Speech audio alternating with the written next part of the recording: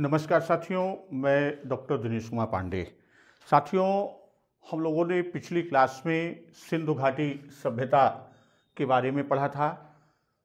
सिंधु घाटी सभ्यता के बारे में जैसा हम जानते हैं कि सर्वेक्षण किसने किया था? सर्वेक्षण किसने किया था? कनिंघम महोदय ने किया था।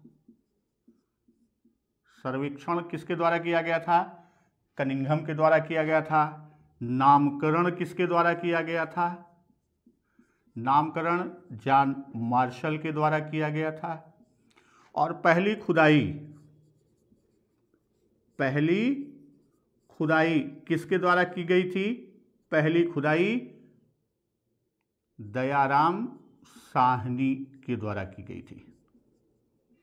ये हम लोगों ने सामान्य सिंधु घाटी सभ्यता के बारे में हम लोगों ने जानकारी की थी। और इतना ही नहीं, बल्कि सबसे पहली जानकारी किसने दिया था?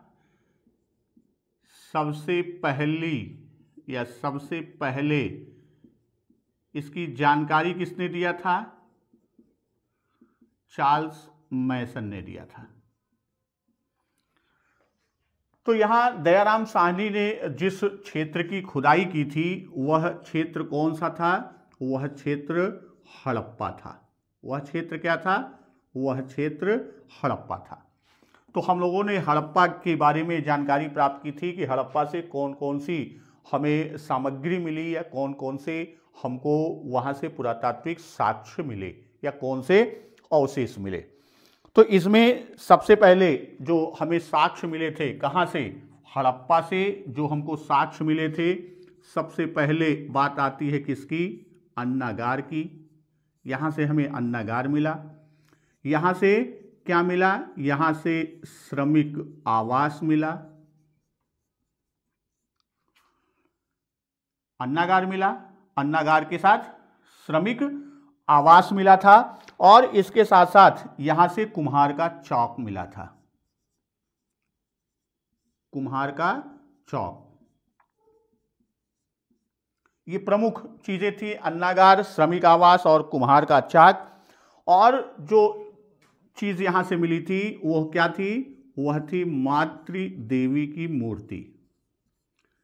मातृदेवी की मूर्ति कहां से मिली थी? यह हड़प्पा से मातृदेवी की मूर्ति मिली थी। इसके साथ लकड़ी की ओखली, यहां से हड़प्पा से जो सामग्री मिली थी वह क्या थी? लकड़ी की ओखली थी। यहां से RH-37, भाई RH-37 की बात आती है, वह क्या है? यह कब्रिस्तान के गेट पे लिखा हुआ था, यानी RH-7 कब्रिस्तान। यहां से ताबूत का प्रमाण मिला। कहां से? हड़प्पा से हमको ताबूत, और वो भी ताबूत किसका था? वह भी ताबूत किसका था? यह ताबूत लकड़ी का था। इसके साथ साथ यहां से स्वास्तिक चिन्ह मिला था। यहां से हड़प्पा से स्वास्तिक चिन्ह मिला था। इन सब के साथ साथ हाथी का कपाल, यहां से हड़प्पा से और क्या मिला था? हड़प्पा से हमको मिला था हाथी का कपाल। और इसके साथ साथ एक बर्तन मिला था, जिस बर्तन पर मछुआरे का चित्र बना था। एक बर्तन जिस पर क्या था? मछुआरे का चित्र था। जिस पर मछुआरे का चित्र था। तो ये तो हमको प्रमुख जो साक्ष्य मिले या अवशेष मिले थे, कहां से? हड़प्पा से। उसमें अन्नागार, श्रमिक आवास, कुम्हार का चाक, स्वास्तिक चिन्ह, हाथी का कपाल, एक बर्तन जिस पे मछुआरे का चित्र बना था, मातृदेवी की मूर्ति मिली थी, लकड़ी की ओखली मिली, RH-37 कब्रिस्तान, यानी एक कब्रिस्तान था जिसके गेट पर RH-37 लिखा हुआ था, और ताबूत मिला था, यानी वह ताबूत किसका था? लकड़ी का ताबूत था। तो आज हम लोग दूसरे हड़प्पा यानी सिंधु सभ्यता के अंतर्गत हड़प्पा के बाद दूसरा स्थल की बात करेंगे और वह स्थल क्या है? वह स्थल है मोहनजोदड़ो। सिंधु सभ्यता से ही संबंधित ये दूसरा और ये बहुत ही महत्वपूर्ण स्थल है, इससे प्रश्न भी बहुत आते हैं। तो दूसरा स्थल कौन सा है? दूसरा स्थल की बात हम करने चल रहे हैं। सिंधु घाटी सभ्यता में जो दूसरा स्थल है वह दूसरा स्थल कौन सा है? मोहनजोदड़ो।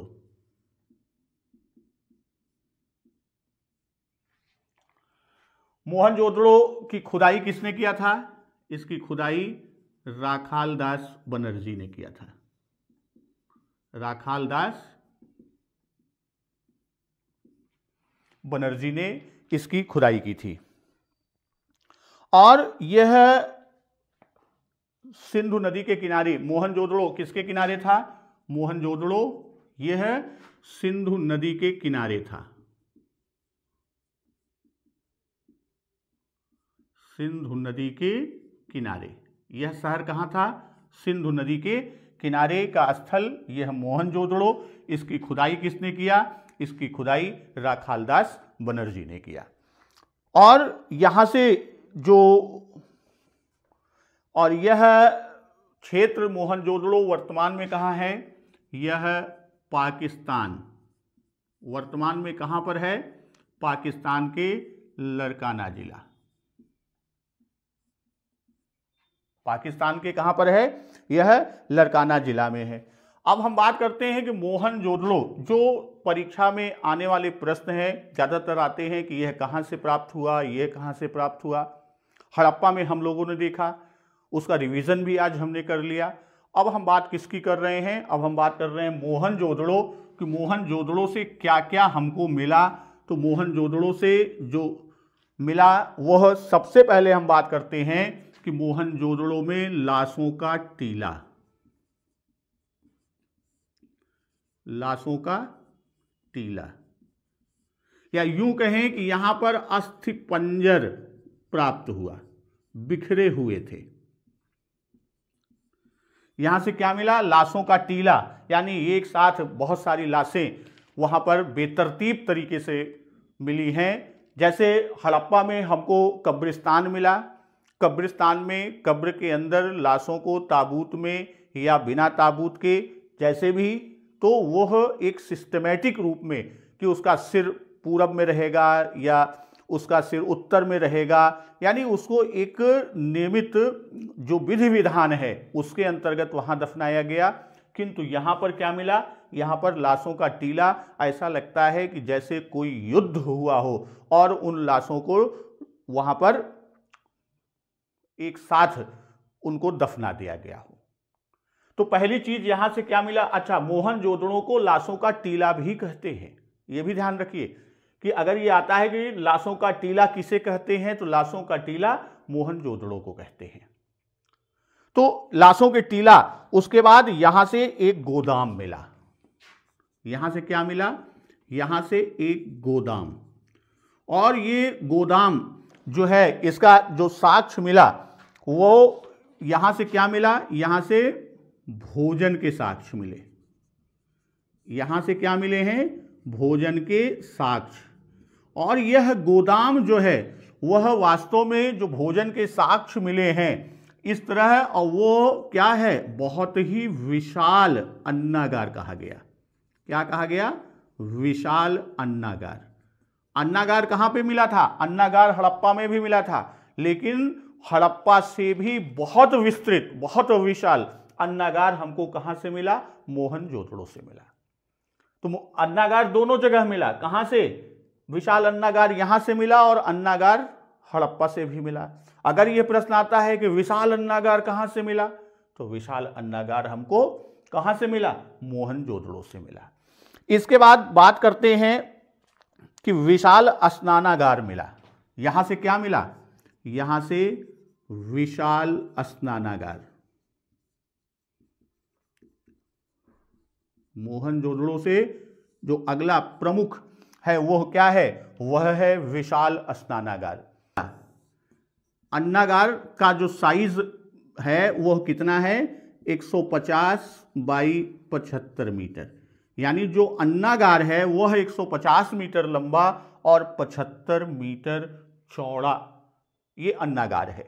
और जो विशाल स्नानागार है, विशाल स्नानागार, इसमें चारों ओर से सीढ़ियां, जैसे ये स्नानागार का बना हुआ, इसके चारों ओर क्या हैं, इसके चारों ओर सीढ़ियां बनी हैं।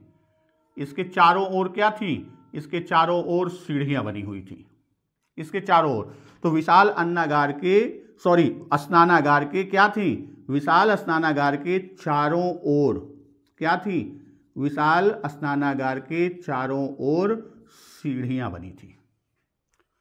3 चीजें हो गई, लाशों का टीला, अस्थिपंजर, गोदाम जिसमें भोजन के साक्ष्य, यानी विशाल अन्नागार, उसकी साइज 150 बाई 75 मीटर, विशाल स्नानागार, और इसके साथ ही साथ यहां से मिला पुरोहित आवास। यहां से क्या मिला है, पुरोहित आवास। अब यहां यह प्रश्न हो सकता है कि भाई आवास हड़प्पा में भी मिला था, लेकिन वह क्या था, श्रमिक आवास था, और यहां मोहनजोदड़ो में जो आवास मिला इसे कह रहे हैं कि यह पुरोहित आवास है। तो यह कैसे निर्धारित हुआ होगा, तो भाई उस आवास के अंदर जो सामग्री मिली होगी, यहां मोहनजोदड़ो में जो आवास मिला तो उसमें पूजा की सामग्री के अवशेष मिले होंगे, और जो हड़प्पा में आवास मिला वहां श्रमिकों के लिए जो सामान होते हैं, यानी श्रमिक फावड़ा, कुदाल आदि, इन सब की जो साक्ष्य होते हैं, उन सब के अवशेष कहाँ मिले होंगे, उन सब के अवशेष हड़प्पा में मिले होंगे। और यहाँ पंडित यानी पूजा विधि विधान से करने की जो सामग्री होगी वह इस आवास से मिला। इससे यह पता चला कि यह आवास किसका है, यह पुरोहित आवास है। इसके बाद फिर अगली बात हम करते हैं कि यहां पर पुरोहित आवास और इसके साथ ही साथ यहां पर क्या मिला, एक सभागार मिला। यहां पर क्या मिला, एक सभागार। यहां से और क्या मिला, यहां से सूती वस्त्र का अवशेष मिला। सभागार मिला, सभागार के साथ साथ सूती वस्त्र का अवशेष मिला। मोहनजोदड़ो से जो सड़कें मिली हैं, मोहनजोदड़ो में जो सड़कों का साक्ष्य मिला, सड़कें वह कैसी थी, सबसे चौड़ी। सड़कें जो थी मोहनजोदड़ो की वो क्या थी, सबसे चौड़ी। और इसी आधार पर यह कहा गया कि मोहनजोदड़ो सबसे बड़ा शहर। भाई जितना शहर विकसित होगा, जितना उसका विकास होगा, आवागमन होगा, उतनी ही आने जाने की सुविधा के लिए सड़कों को चौड़ा किया जाता है। तो सिंधु घाटी सभ्यता के सभी स्थलों में सबसे चौड़ी सड़क अगर कहीं मिली है तो वह कहाँ मिली है, मोहनजोदड़ो में मिली। उसके बाद यहां से क्या मिला, ये सबसे बड़ा शहर। इसके आधार पर यह क्या कहा गया कि मोहनजोदड़ो क्या था, सबसे बड़ा शहर। इसकी वजह से इसको इस तरह से भी समझें कि एरिया की दृष्टि से बड़ा नहीं है, एरिया की दृष्टि से मोहनजोदड़ो बड़ा नहीं है। अगर हम बात इसी से करते चलें कि अगर हम कहें कि एरिया की दृष्टि से, क्षेत्र की दृष्टि से, क्षेत्रफल की दृष्टि से बड़ा शहर कौन था, बड़ा स्थल या शहर कौन था, तो वह था धौलावीरा।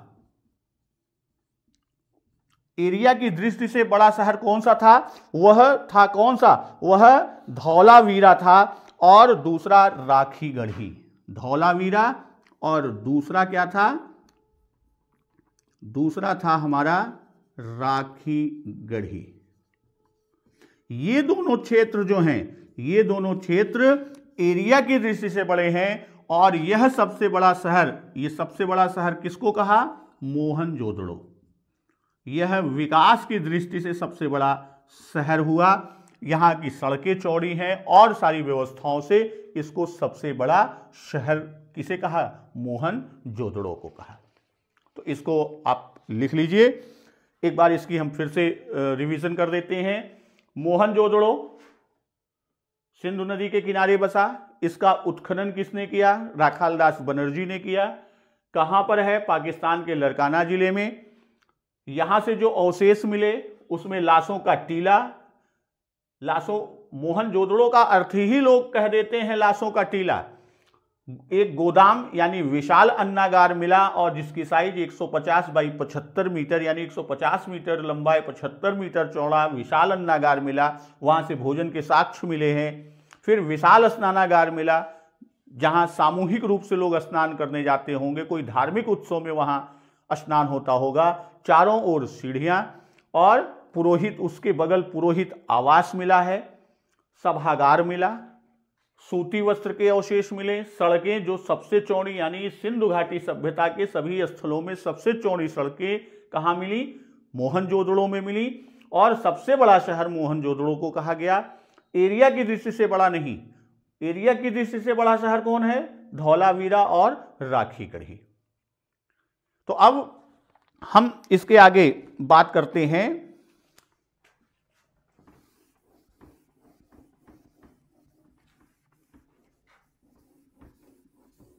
कुछ और साक्ष्य जो मोहनजोदड़ो से हमको प्राप्त हुए, उसकी चर्चा यहां करते हैं कि यहां मोहनजोदड़ो के पश्चिमी भाग में स्थित टीले को, दुर्ग टीले को स्तूप क्या कहा गया? स्तूप टीला। पश्चिमी भाग,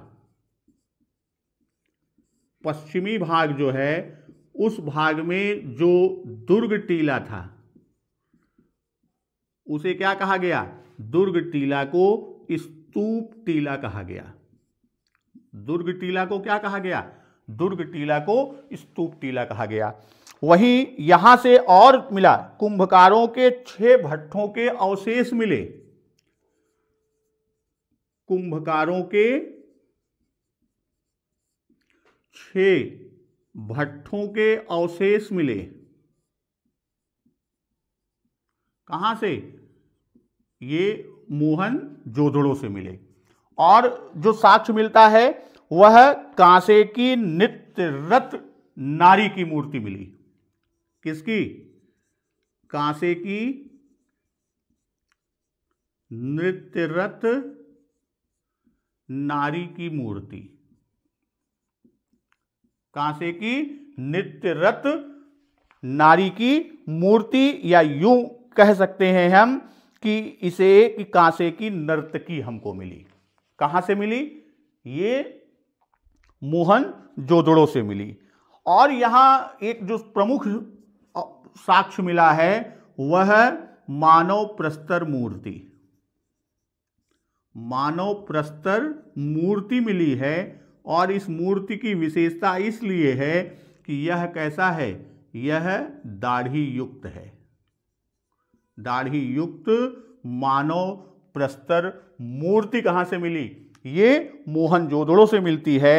और एक सिक्का मिलता है मोहनजोदड़ो के अवशेषों में।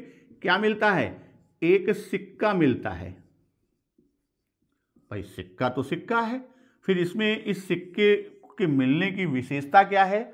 इस सिक्के के मिलने में जो इसका उल्लेख किया जाता है वह इसलिए कहा जाता है कि आधा भाग मानव का, इस सिक्के में जो चित्र बना है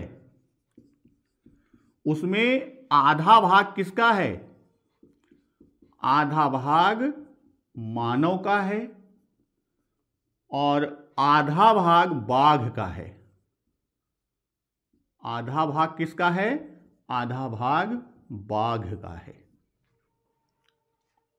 यह सिक्का इसलिए महत्वपूर्ण है कि उसका जो चित्र बना है उस पर आधा भाग मानव का है और आधा भाग बाघ का है। इस तरह मोहनजोदड़ो में और जो मिला वह घर के अंदर कुआं मिला। घर में कुआं, इसका साक्ष्य मिला। मोहनजोदड़ो में क्या साक्ष्य मिला? घर में कुआं।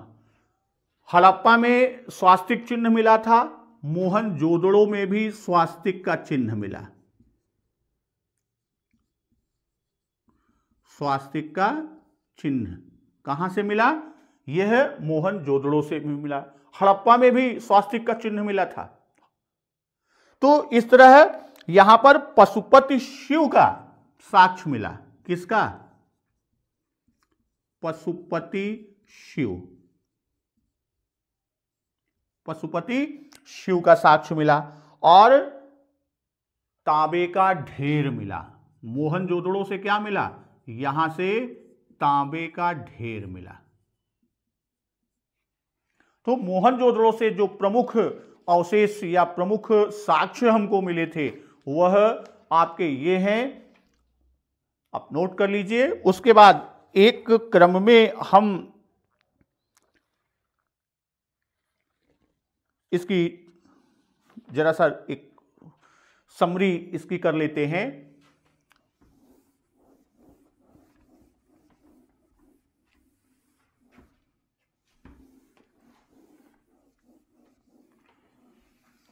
मोहनजोदड़ो से जो जो चीजें मिली अब उसको क्रम से हम लोग लगाते चलते हैं। सबसे पहले हम बात किसकी करते हैं कि मोहनजोदड़ो से क्या मिला? पुरोहित आवास। मोहनजोदड़ो से क्या मिला है? पुरोहित आवास। भाई पुरोहित जी पंडित जी हैं, तो पंडित जी घर में है तो घर में नहाने के लिए चाहिए, तो घर में कुआं है तो घर का कुआं, ये अवशेष मिला। घर के कुएं से स्नान कर लिया। और अगर वो सामूहिक रूप में जा रहे हैं किसी सामूहिक सभा में जाने के लिए, या यूं कह दें कि सामूहिक स्थल पर पूजा पाठ में जा रहे हैं, तो वहां सामूहिक रूप से डुबकी लगाएंगे। तो वहां क्या मिला? स्नानागार मिला। भाई स्नान करने के बाद चाहिए क्या? सूती वस्त्र। भाई कपड़ा पहनने के लिए साक्ष्य मिला किसका? साक्ष्य मिला सूती वस्त्र का। और यह स्नानागार कैसा था? यह स्नानागार विशाल स्नानागार था। अब सूती वस्त्र पहन के भाई नहाने के बाद पंडित जी को खाना चाहिए, तो अन्नागार मिला, वहां से अन्न निकालकर भोजन करा दिया गया। भोजन के बाद टहलना चाहिए, तो टहलने के लिए वहां पर कैसी थी? चौड़ी सड़कें थी। वहां से क्या मिली? चौड़ी सड़कें। तो अब घूमते हुए गए तो कहां गए? पशुपति शिव जी के पास। कहां गए? पशुपति शिव के पास। भाई शिव जी का मंदिर है तो शिव जी के पास क्या होगा? बहुत सारी भीड़ होगी। वहां सबसे मिलने के लिए किसकी जरूरत होगी? सभागार। वहां पर सबसे मुलाकात हुई, यानी हमें क्या मिला? सभागार मिला। अब सभागार मिला। शिव जी को हम लोग जानते हैं कि शिव जी का तांडव नृत्य प्रमुख है, यानी नृत्य। तो कांसे की नृत्यरत मूर्ति या कांसे की नर्तकी मिली। अगला साक्ष्य, कांसे की नर्तकी मिली। और क्या साक्ष्य मिले थे मोहनजोदड़ो से? मोहनजोदड़ो से और जो साक्ष्य मिला वह क्या था? स्वास्तिक चिन्ह। स्वास्तिक चिन्ह मिला। और कुछ प्रमुख चीजें यहां से, मृतकों का टीला। मृतकों का टीला, और वह किस रूप में था? बिखरा हुआ, यानी वहां से अस्थि पंजर मिला। और एक सिक्का मिला, और वह सिक्का कैसा था? उस पर चित्र बना था। और वह चित्र कैसा था? आधा भाग मानव। आधा भाग कैसा था? आधा भाग मानव का था, और आधा भाग किसका था? आधा भाग बाघ का था। तो इस तरह यहां सैंधव सभ्यता में दूसरा शहर, दूसरा स्थल मोहनजोदड़ो की बात आज हम लोगों ने किया। अब सिंधु सभ्यता की और सामान्य जानकारियों के साथ हम अगली वीडियो में मिलेंगे। तब तक नमस्कार, वंदे मातरम।